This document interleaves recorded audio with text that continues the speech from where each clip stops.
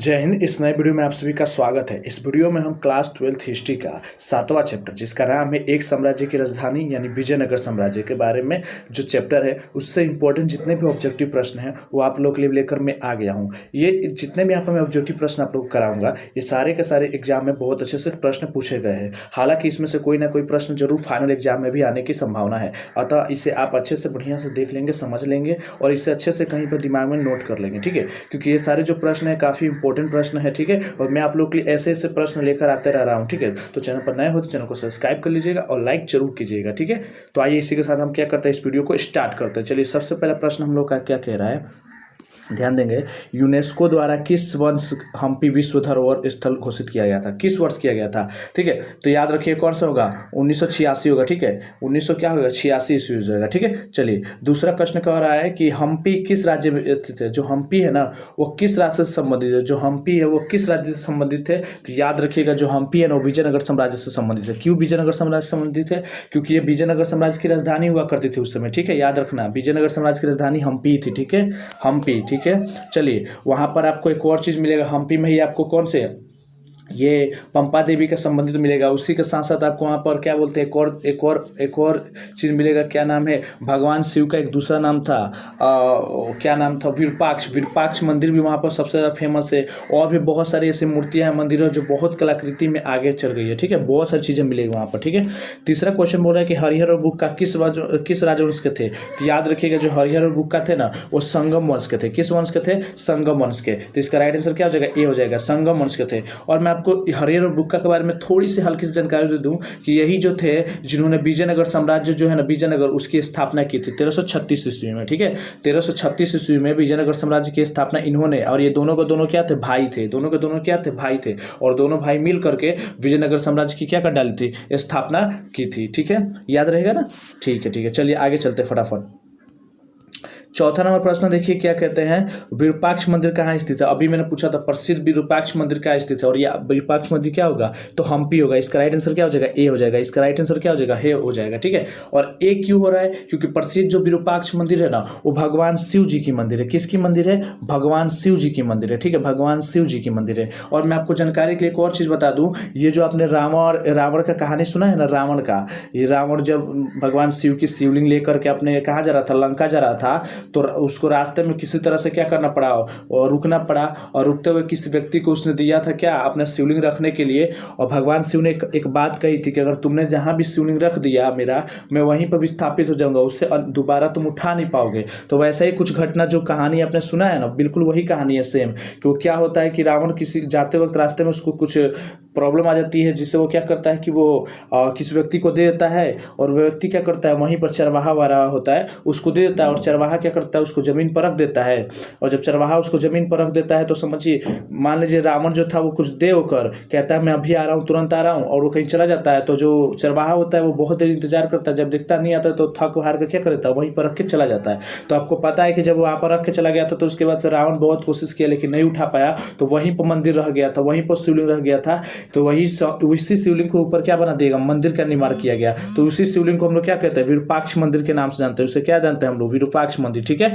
चलिए आगे, पांचवा नंबर क्वेश्चन कह रहा है कि सर्वप्रथम विजयनगर आने वाला प्रथम विदेशी यात्री कौन था? तो याद रखिएगा, सबसे पहले आया था निकोली कोंटी। कौन आया था, निकोली कोंटी। तो इसका राइट आंसर क्या हो जाएगा, ए हो जाएगा, निकोली कोंटी आया था। और एक बता दें, निकोली कोंटी विजयनगर समाज के किसके दरबार में आया था? तो देवराय प्रथम के दरबार में। किसके? देवराय प्रथम के दरबार में आया था, देवराय प्रथम के दरबार में आया था, ठीक है, देवराय प्रथम के दरबार में आया था, याद रखिएगा, ठीक है। और ये जब आया था ना, ये जब आया था, याद रखिएगा, जब ये आया था मतलब देवराय प्रथम के दरबार में, तो उस समय राजा की बहुत व्याख्यान की थी, बहुत अच्छा सा व्याख्यान किया था राजा के बारे में। और ये कहाँ का था, ये इटली का था। कहाँ का था, इटली का था, याद रखिए, कहाँ का था, इटली का था, ठीक है। ये भी क्वेश्चन याद रखिएगा। चलिए आगे बताते हैं। 6 नंबर कह रहा है कि गोपुरम का संबंध किससे है? तो देखिए, गोपुरम का संबंध जो है ना, वो सी मंदिर से होगा। किसका? मंदिर से होगा, ठीक है। और विजयनगर साम्राज्य के जो राजा थे ना, क्या सबसे प्रसिद्ध क्या कहते हैं, उनका नाम है श्री कृष्ण देव राय। उन्होंने इन्होंने बहुत अच्छा गोपूरण का निर्माण कराया था किसके, विरूपाक्ष मंदिर के सामने। ठीक है, जैसे कि ध्यान दीजिएगा ये क्या होता था, गोपूरण का मतलब होता था, ध्यान दीजिएगा जो कोई भी मंदिर होता था ना उसके आगे देखिएगा, साउथ हो में कोई मूवी देखते होंगे, हेंगा हेंगा ऊंचा में हेंगा बहुत अच्छा सा कीर्ति किया होगा, ऐसे जैसे दरवाजा होगा, हेंगा बहुत अच्छा अच्छा कीर्ति ऊंचा ऊंचा टाइप से बना होगा। ठीक है, बहुत ऊंचा ऊंचा टाइप से बना होगा। आगे मूर्ति हैंड मतलब जिसमें प्रवेश करेंगे उससे पहले आपको लगेगा कि क्या ये गुंबद जैसा है। ठीक है, एकदम लंबा ऊंचा ऊंचा, उसी को बोलते थे गोपुरम। ठीक है, और ये मंदिरों में बनता था। ठीक है, चलिए अगला बोला कि निम्न में से महिला संत कौन थी। आखिर महिला जो कौन कौन थी जो महिला संत बनी थी, तो मीरा भी थी, ठीक है, अंडाल भी थी और कराइकल भी थी। ये तीनों के तीनों थी। तो इसका राइट आंसर क्या हो जाएगा, डी हो जाएगा। इसका राइट आंसर क्या हो जाएगा, डी हो जाएगा। ठीक है, इसका राइट आंसर क्या हो जाएगा, डी हो जाएगा। ठीक है, चलिए आगे चलते हैं। 8 नंबर क्या कह रहा है कि भारत में आने वाला प्रथम पुर्तगाली कौन था। जो भारत था उसमें भारत में आने वाला पहला पुर्तगाली कौन था, तो याद रखिएगा वास्को डी गामा आया था कब, 1498 ईस्वी में। ठीक है, 1498 ईस्वी में, याद रखिएगा। ठीक है, 1498 ईस्वी में। और एक याद रखिएगा पुर्तगालियों ने गोवा पर अधिकार कब किया था, ये भी याद रखिएगा कब, तो कब याद किया था, 1510 ईस्वी में। कब, 1510 ईस्वी में गोवा पर अधिकार कर लिया था। ठीक है, आगे चलते हैं। अगला 9 नंबर क्वेश्चन, आंध्र भोज किस विजयनगर शासक को कहा जाता है। याद रखिएगा आंध्र भोज के नाम से विजयनगर के श्री कृष्ण देव का, इसका राइट आंसर सी हो जाएगा। श्री कृष्ण देव राय को आंध्र भोज की उपाधि दी गई थी। किसकी, आंध्र भोज की उपाधि दी गई थी। ठीक है, क्योंकि याद रखिए विजयनगर साम्राज्य का सबसे शक्तिशाली और सबसे प्रसिद्ध राजा श्री कृष्ण देव राय ही हैं। बाकी सारे वंश आए लेकिन वो कोई नहीं प्रसिद्ध हुआ, लेकिन श्री कृष्ण देव जो आए थे वो सबसे ज़्यादा फेमस हुए, प्रसिद्ध हो गए। ठीक है, काफ़ी ज़्यादा फेमस और प्रसिद्ध हुए हैं, याद रखिएगा।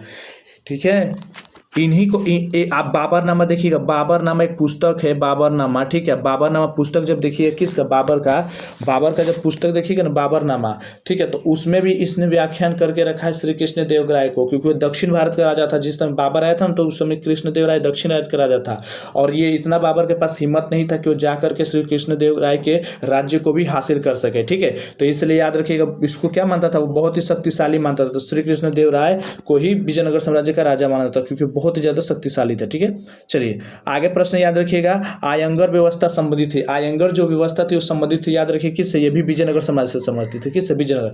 आयंगर व्यवस्था का मतलब ये होता था कि इसमें लगभग 12 आदमियों का एक समूह बना लिया जाता था। ठीक है, 12 आदमी को जोड़ करके सब गांव को अलग अलग कर दिया गया, स्वतंत्र कर दिया, और 12 आदमियों का ग्रुप बना करके उस गांव को दे दिया गया, सौंप दिया गया कि अब गांव को संभालिए, गांव में जो भी हो रहा है वो आपको देखरेख करना है। उसी को कहा जाता था आयंगर व्यवस्था। ठीक है, वो सारा अब ये वंशागुण चलता था। ठीक है, चलिए उसको सब 11 नंबर क्वेश्चन कह रहा है कि विजयनगर का महानतम शासक कौन था। अब विजयनगर का सबसे महानतम शासक अभी मैंने बताया था कौन था, श्री कृष्ण देव राय। इसका राइट आंसर बी हो जाएगा। ठीक है, इसका राइट आंसर क्या हो जाएगा, बी। श्री कृष्ण देव राय सबसे ज्यादा महानतम राजा थे।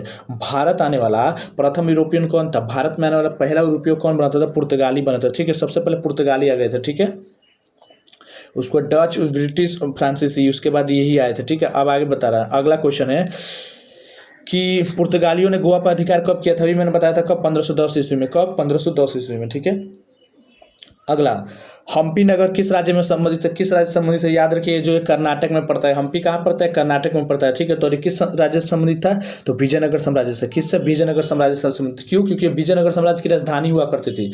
हम्पी जो थी विजयनगर साम्राज्य की राजधानी थी। ठीक है, आगे समझते हैं विजयनगर साम्राज्य की स्थापना कब हुई थी, तो मैंने बताया था ना, दो भाई थे संगम वंश के, हरिहर और बुक्का, जिन्होंने क्या 1336 ईस्वी में किसकी स्थापना की थी, विजयनगर साम्राज्य की स्थापना कर डाली थी। ठीक है, चलिए अगला प्रश्न जो है 15 नंबर कह रहा है, 16 नंबर कह रहा है कि विजयनगर के शासकों ने अपने आप को क्या कहा था। विजयनगर साम्राज्य थे वो अपने आप को क्या कहते थे, अपने आप को राय कहते थे। क्या कहते थे, सॉरी राज नहीं राय कहते थे, राय राय, राज नहीं राय, राय कहते थे। ठीक है, चलिए अगला क्वेश्चन है कि वीर लिंगायत आंदोलन के जनक कौन थे। वीर लिंगायत आय के जनक कौन थे, वीर लिंगायत के जनक, तो याद रखिए वीर सेव के लिंगायत के जो बासवाना था। ठीक है, बासवाना जो थे वो थे। ठीक है, नयनार संत पूजक थे। ठीक है, तो उस समय देखिए दक्षिण भारत में 2 तरह के संत हुआ करते थे, एक अलवार और एक थे नयनार। ठीक है, एक थे नयनार। ठीक है, तो अलवार जो थे वो भगवान विष्णु के भक्त हुआ करते थे, और नयनार जो थे ना वो शिव जी के भक्त हुआ करते थे। ठीक है, तो जो शिव जी के भक्त थे उसको नयनार कहा जाता था, जो भगवान विष्णु के भक्त होते थे उसे अलवार कहा जाता था। ठीक है, तो नयनार संत किसके पूछते थे, तो नयनार संत शिव जी को पूछते थे। ठीक है, याद रखिएगा। ठीक है, चलिए अगला क्वेश्चन देखिएगा, स्पूत का संबंध किस धर्म से। स्पूत का जो संबंध है वो किस धर्म से, तो याद रखिएगा जो स्पूत का संबंध है गौतम बुद्ध से संबंधित है। ठीक है, क्यों, स्तूप, स्पूत का मतलब होता है कि जहाँ पर गौतम बुद्ध वगैरह मरे थे तो उनके जो भी मतलब जो भी अंश होता है ना, जो भी उन लोग का अंश होता है, अंश समझते हैं, उनके हड्डियों का अंश होता है, उनको हर एक जगह क्या कर दिया था, दफनाया गया था। ठीक है, वहीं पर उसको क्या बना दिया गया, इस तरह का इस तरह से करके इस तरह करके एक तरह का बना दिया गया था, क्या स्तूप बना दिया गया था। मतलब उनकी हड्डियों के ऊपर ही उनके क्या कहते हैं, अवशेषों के ऊपर ही एक स्तूप बनाया गया था, और उसी स्तूप को हम लोग क्या कहते हैं, बौद्ध धर्म से संबंधित है। ठीक है, उसी को हम लोग स्तूप कहते हैं। ठीक है, याद रखिए, बौद्ध धर्म से संबंधित है। ठीक है, आगे ध्यान दीजिएगा, विजयनगर साम्राज्य की स्थापना किसने की, तो अभी मैंने बताया था हरिहर और बुक्का ने किया था। इसका राइट आंसर क्या होगा, हरिहर और बुक्का। ठीक है, चलिए अगला प्रश्न 21 नंबर ध्यान देंगे कि भारत में रूस में भारत विद्या का जन्म किसने किया, तो पिछले चैप्टर का इस चैप्टर में आ गया है, कोई बात नहीं, ये होगा GS लेविदेव। क्या होगा, GS लेविदेव। ठीक है, तेलानी रामा का संबंध किस राजवंश से है, तो तेलानी रामा का जो संबंध था याद रखिएगा, वो भी विजयनगर साम्राज्य से था। और विजयनगर साम्राज्य के किस राजा से था, तो ये भी याद रखिएगा, कृष्णदेवराय। श्री कृष्णदेवराय जी के दरबार में सबसे प्रसिद्ध में अष्ट दिग्गजों में ये शामिल थे। ठीक है, अष्ट दिग्गजों के रूप में ये भी शामिल थे। ठीक है, बहुत ही खतरनाक ये भी थे। ठीक है, इनके पास में बहुत ज़्यादा टैलेंटेड था। जिस तरह अकबर बीरबल का सुने हैं ना, उसी तरह से ये भी थे। तेलानी रामा और श्री कृष्णदेवराय की कहानियाँ बहुत सारी है, आप जा करके सर्च कर सकते हैं। प्रसिद्ध ऐतिहासिक स्थल अमरावती किस राज्य में स्थित है, तो याद रखिएगा वो जो था आंध्र प्रदेश। कौन सा, आंध्र प्रदेश। याद रखिए कौन सा, आंध्र प्रदेश। ठीक है, चलिए अगला क्वेश्चन कह रहा है कि 24 नंबर के एलोरा के कैलाश मंदिर का निर्माण किस राजवंश ने किया था, तो याद रखिए कौन, राष्ट्रकूट ने। ठीक है, राष्ट्रकूट ने, जो कृष्ण राजाराम प्रथम राजाराम वही उन्होंने क्या किया था, इसका स्थापना किया था। ठीक है, कैलाश मंदिर का। ठीक है, जहां तक मुझे मालूम है, नाम याद नहीं आ रहा, लेकिन राष्ट्रकूट ने ही किया था। ठीक है, ठीक है, राष्ट्रकूट ने किया था। ठीक है, आगे चलते हैं। अगला कहा जा रहा है 25 नंबर कि विजयनगर पर शासन करने वाला प्रथम राजवंश था, तो याद रखिए विजयनगर पर शासन करने वाला था वो संगम वंश था। ठीक है, विजयनगर पर शासन करने वाला संगम वंश था। ठीक है, आगे क्वेश्चन कहा गया है कि वीरशैव पंथ के राज, वीरशैव का किस, वसवना पर वीरशैव। ठीक है, आगे चलते हैं। अगला जो 27 नंबर कह रहा है कि सांची में पत्थरों पर किस पुस्तक की कहानी अंकित है, तो याद रखिए जातक। किसकी, जातक। ठीक है, और कृष्णदेवराय संबंधित है। कृष्णदेव जो राय थे वो विजयनगर से संबंधित, क्योंकि वो विजयनगर राज्य के सबसे प्रसिद्ध राजा थे, सबसे फेमस राजा थे। ठीक है, इन्हीं की वजह से बहुत ज़्यादा फेमस हो गया था। ठीक है, और ये बहुत ही शक्तिशाली थे। बाबर की आप बाबर नामक पुस्तक में भी जान सकते हैं कि इनके बारे में बताया था। इसलिए तो बाबर दक्षिण भारत की तरफ नहीं कब्जा कर पाया था। अगर दक्षिण भारत की तरफ जाता तो विजयनगर साम्राज्य के राजा से उनसे मुलाकात करनी पड़ती, जो बहुत ही ज़्यादा शक्तिशाली थे। तो इस तरह से मैंने आपको 28 प्रश्नों का जवाब दिया। तो मैं उम्मीद करता हूं कि आप सबको ये वीडियो अच्छा लगा होगा, और अगर अच्छा लगा होगा तो चैनल, अगर यहाँ तक वीडियो को देखे होंगे तब चैनल को सब्सक्राइब कर लीजिएगा और लाइक कर लीजिएगा। हम इसी तरह से 2025 की तैयारी में हम लोग मन लगा कर लगे हुए हैं। ठीक है,